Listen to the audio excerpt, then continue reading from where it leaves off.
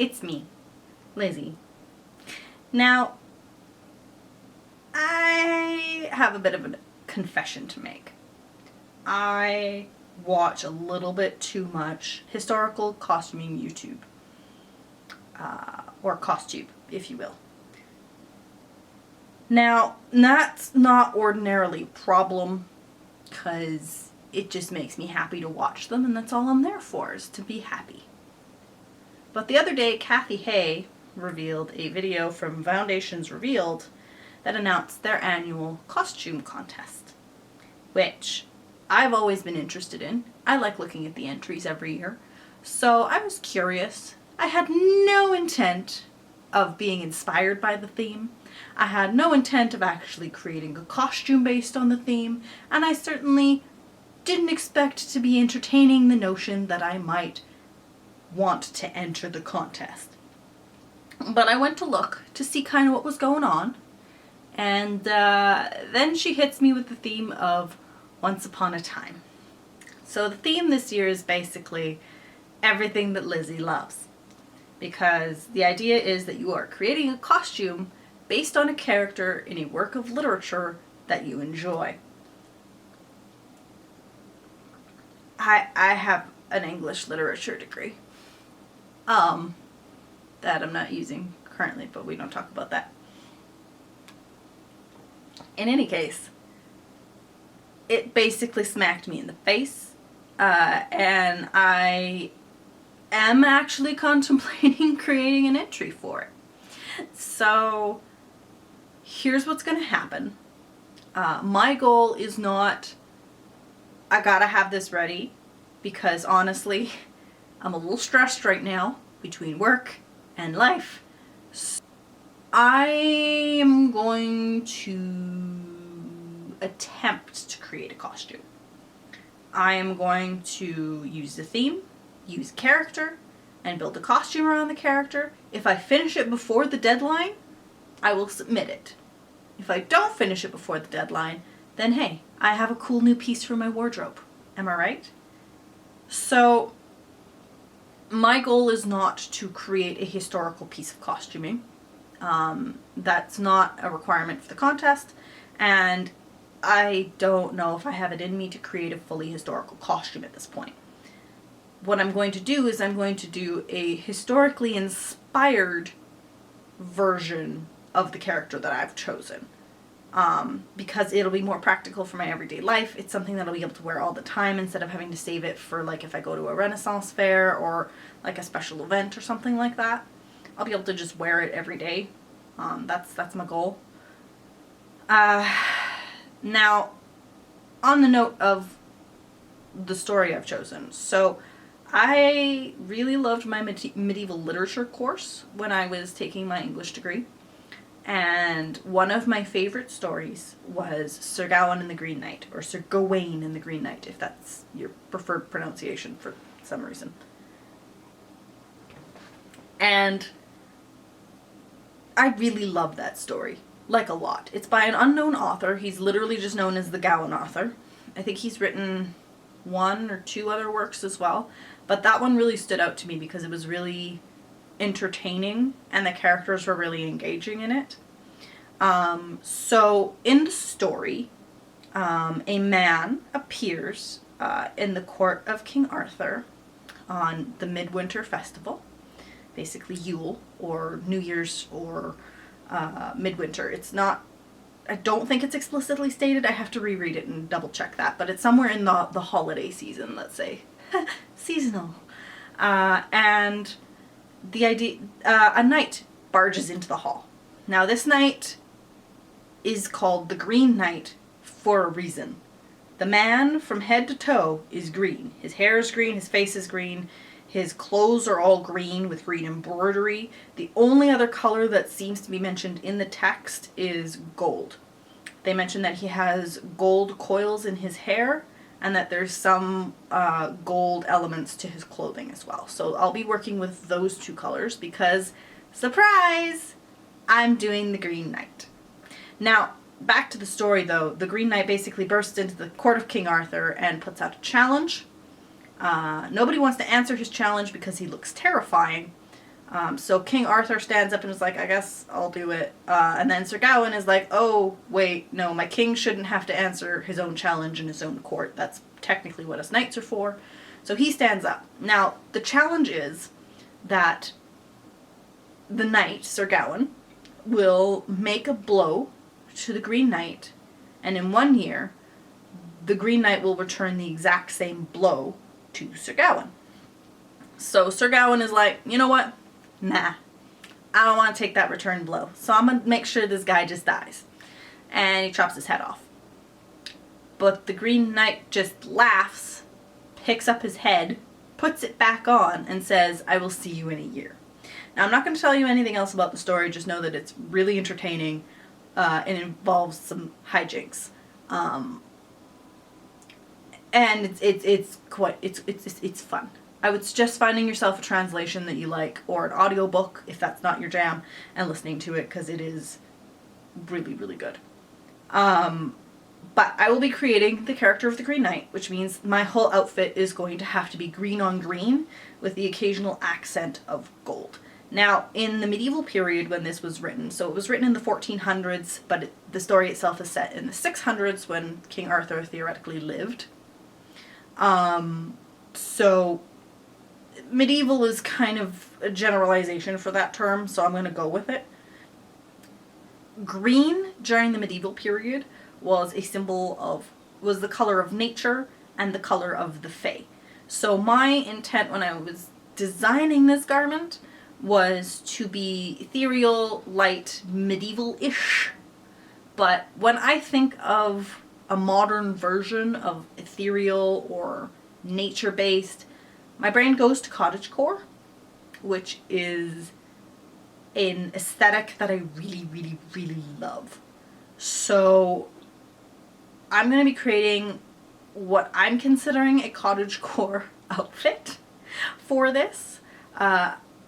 And I'm going to hand that over to Design Lizzie to handle. Okay, so when I think that over there, when I think medieval period, I think of I think of a lot of things, but the main thing is I think of a kirtle first. So I think what I'm going to be doing is an overdress that's like a kirtle style, with an underdress that has a more loose, flowy feel to it. So I got the underdress. Excuse my terrible drawing skills, by the way. I know they're bad. Okay, so I want bishop sleeves. Put my curves in. That's terrible. Hold on.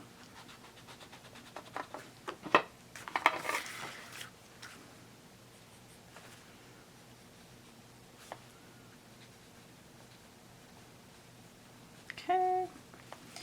And then put a waist on that. Okay. So first things first is I really love the shape of a bishop sleeve, and it's very like, I don't know, that feels super cottagecore to me. So we're gonna do some bishop sleeves.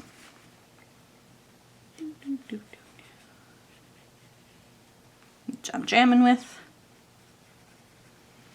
And then for the collar of the underdress, I'm gonna do it, so knights used to have like a slit so that they could get their shirts on over their head. I'm gonna do a similar thing, but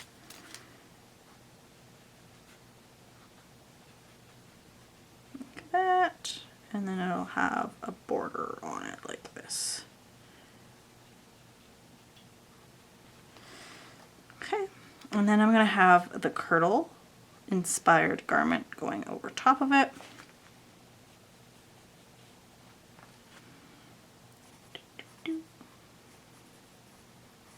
Again, I apologize for absolutely abysmal art skills. This is just bad. Okay. So when I think of a medieval kirtle, I think of spiral laced front. So I'm going to do this And then I want it to end kind of right at my natural waist. So that'll be the bodice, and it will be spiral laced. And then the overskirt will be quite poofy to about there. And then you'll have the underdress peeking out underneath there a couple extra inches, because that's the aesthetic that I like. I'm not going to draw any actual limbs because nobody needs to see my terrible attempt at drawing hands. Mini skirt, and then the mini thing.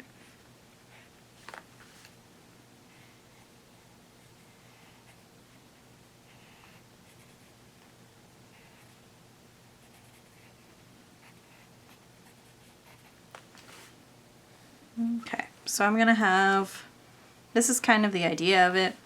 Then there's also going to be embroidery along here, and then I'm also, where the shoulder seam is,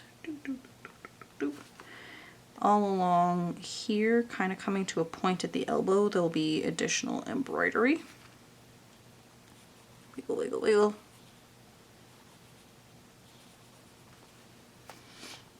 Because I saw that somewhere and I thought it looked pretty. I'd also like to do some up here on the shoulder if I can, depends on how it looks.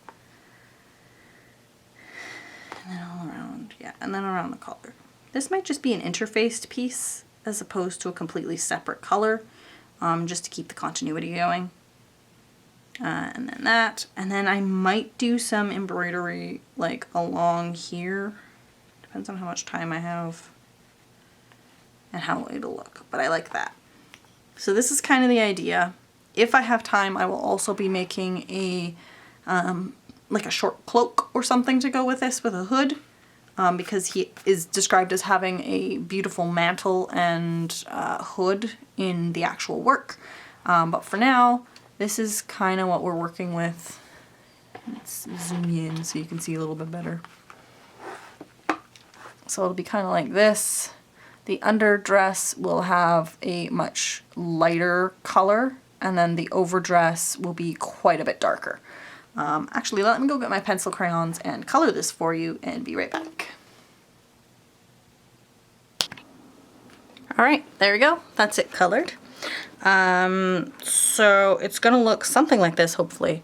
Now back to Couch Lizzie to tell you about fabric and stuff.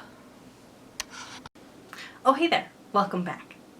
Okay, so you've seen the design, you know what's going on. So you may be asking yourself, now, Lizzie, those look like pretty like chill designs, because really they pretty much are.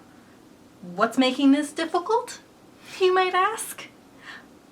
I'm gonna be attempting to draft my own patterns for the first time, which is going to be fun. Also, I've never done embroidery before, so I'm also going to be attempting to do that for the first time. So this will be me muddling my way through, trying to figure out how to draft patterns, how to do basic embroidery, and hopefully come out with a decent product at the end.